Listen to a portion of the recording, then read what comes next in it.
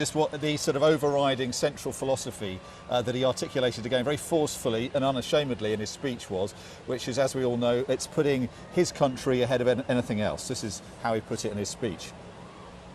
We assembled here today are issuing a new decree to be heard in every city, in every foreign capital, and in every hall of power.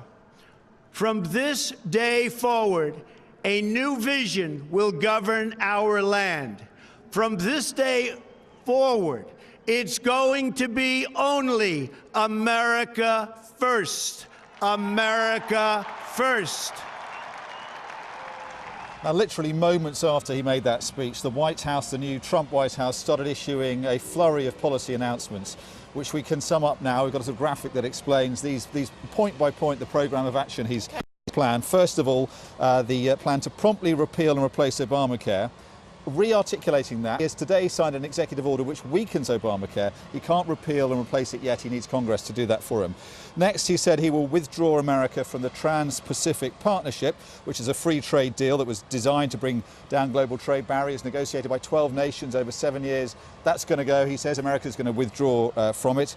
He's also underlined his intentions on climate change, and literally, I think it was seconds after he finished that speech, the climate change action plan that Barack Obama had on the website, on the White House website, disappeared, and not soon after that the new American Energy Action Plan went on, and that's replacing an emphasis on renewable fuels with more of an emphasis on fossil fuels. And that's to keep the Rust Belt happy. It's to keep the Rust Belt happy, but also the contributors, those donors who a lot of money was given to him by the fossil fuels industry. They're going to be very grateful for that being acted on straight away. He's also going to develop a new missile defence system, we're told, to protect against attacks from states like Iran or North Korea, kind of resurrection of the Star Wars programme that Ronald Reagan began, that George W. Bush continued.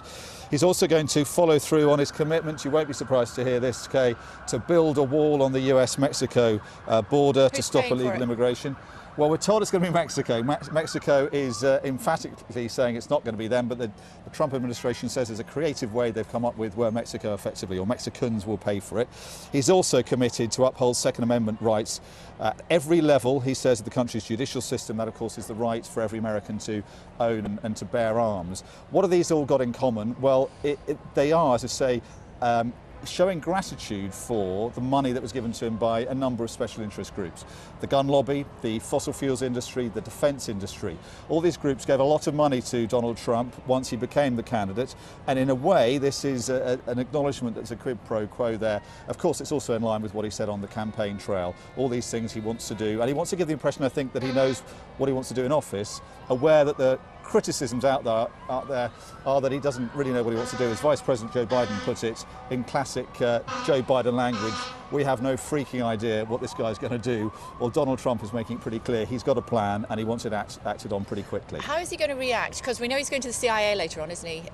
He's going to apparently thank them for their support. That should be an interesting conversation, given what he's been saying to them previously about Russia and hacking. Absolutely, and in his press conference he said that what the intelligence community did over this dossier, alleging that he went to a hotel in Moscow, consorted with Russian prostitutes, that effectively has been co-opted by Russian intelligence.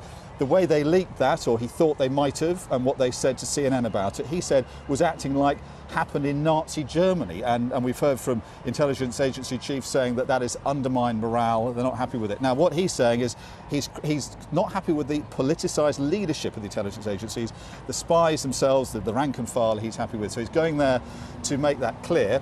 He won't be able to meet the new CIA director, Mike Pompeo, because he hasn't gone up there yet for his nomination hearing. They haven't got a boss this weekend, have they? Well, they? Exactly. So that's the question. Who's going to be greeting him, I guess? And there was some doubt as to whether he'd be going to Langley, to the CIA headquarters, because of that. But it seems he is going to go, and that will be one of his first things he does, really, as a president, apart from going to a press service this morning. I know I have to let you go, but just before you do, what notice, if any, do you think he'll take of up to 1 million people marching in Washington today?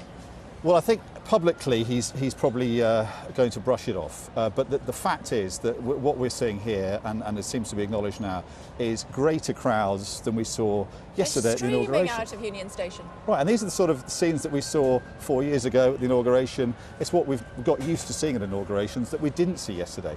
The atmosphere was flat. There were just not as many people turning out. There were whole stands, as you saw where you were, which were empty. People were not turning out. It was boycotted effectively by this city.